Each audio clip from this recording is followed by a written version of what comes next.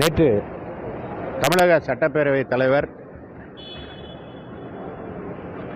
Anti defection லா, அதாவது கட்சி தாவல் தடை சட்டத்தின்படி கொடுக்கப்பட்ட புகாரில் ஒரு 21 பேரை அனைத்து இந்திய அண்ணா திராவிட முன்னேற்ற கழகத்தினுடைய பொதுச் செயலாளர் கண்டோன் பண்ணி மன்னித்து விட்டுட்டதுனால அவங்கள விடுவிப்பதாகவும், மீதி எஞ்சிய 4 பேர் மீது, அதாவது மரகதம் குமரவேல், தாராபுரம் எம்எல்ஏ இசக்கி சுப்பையா, பெருந்துறை ஜெயக்குமார் உள்ளிட்ட 4 பேர் மீது நடவடிக்கை தொடரும்னு சொல்லியிருக்கார். அதுதான் சட்டம். எப்படின்னா 10th ஷெட்யூலில், அரசியலமைப்பட்ட 10th ஷெட்யூலில் ஒருத்தர் கட்சி தாவல் நடவடிக்கைக்கு ஆளாகும்போது அந்த 30 நாளுக்குள் கட்சியினுடைய 15 நாளுக்குள் கட்சியினுடைய தலைவர் அவர்களை மன்னித்து விட சொல்லி வேண்டுகோள் விடுத்தால், கண்டோன் பண்ண ஒரு கடிதம் கொடுத்தால் அதை கண்டோன் பண்ணிடலாம். அதன்படி அவர் செய்திருக்கிறார். ஆனால் குறிப்பிட்ட அந்த 4 பேர், கட்சியை விட்டு விலகிய அந்த 4 பேர் மீது நடவடிக்கை தொடரும் அப்படின்னு சொல்லியிருக்கார். அதுவும் சட்டம்தான். ஆனால் அவர் இப்போ என்ன சொல்கிறாரு அப்படின்னா, இவர்கள் மீது நடவடிக்கை தொடரும், அவங்களோட எடப்பாடியார் வேண்டுகோளுக்கு இணங்க அவர் கொடுத்த கடிதம் கொடுத்ததுனால அந்த 21 பேர் மேலே நடவடிக்கை இருக்காதுன்னு சொல்கிறார்.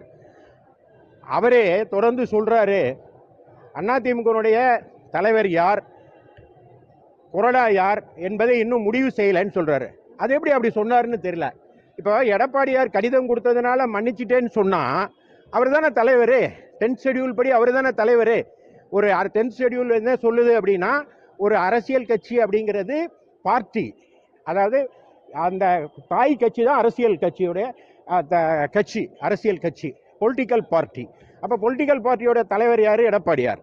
எடப்பாடியார் கொடுத்த கடிதம் என்ன? அவர் நியமித்த கொறடா அக்ரி கிருஷ்ணமூர்த்தியினுடைய உத்தரவை மீறினார்கள் என்பதுதான் பிரச்சனைக்கான காரணம். அப்போ கொறடாவை நியமித்தது எடப்பாடியார்.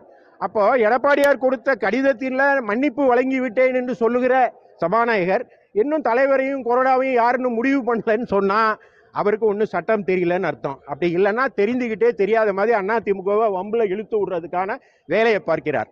அவர் ஏற்கனவே ஒரு முறை சொன்னார், இந்த வழக்கில் தமிழகமே இந்தியாவே திரும்பி பார்க்குற வகையில் ஒரு தீர்ப்பு கொடுப்பேன்னு சொன்னார்.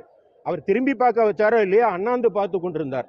எப்படின்னா அந்த 4 பேரும் அவரை சந்தித்து ரிசைன் லெட்டர் கொடுத்த உடனே அவர் அமர்ந்திருக்கிற தரைத்தளத்திற்கு மேல் மாடியில் இருந்த அமைச்சர் ஆதவ் அர்ஜுனா அலுவலகத்துக்கு சென்று கட்சியில் சேர்ந்தாங்க.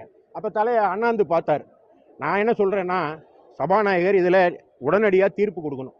எப்படின்னா இப்போ அந்த மீதி 4 பேர் மேலே நடவடிக்கை தொடருன்றார்ல, அவருக்கு அதிக நாள் இல்லை, 62 நாள் இன்னும் அவருக்கு மீதி இருக்குது. அந்த 62 நாளுக்குள்ளே, ஏன்னா 90 நாளுக்குள்ளே முடிக்கணும்னு பாலா சாஹேப் பட்டேல் கேஸில் ஏற்கனவே கர்நாடகா வழக்கில் உச்சநீதிமன்றம் சொல்லிடுச்சு. ஆனால் 62 நாளுக்குள்ளே அவங்க மீது கட்சி தாவல் தடை சட்டத்தின்படி நடவடிக்கை எடுத்திருக்கேங்கிற தீர்ப்பை அவர் கொடுக்கணும்.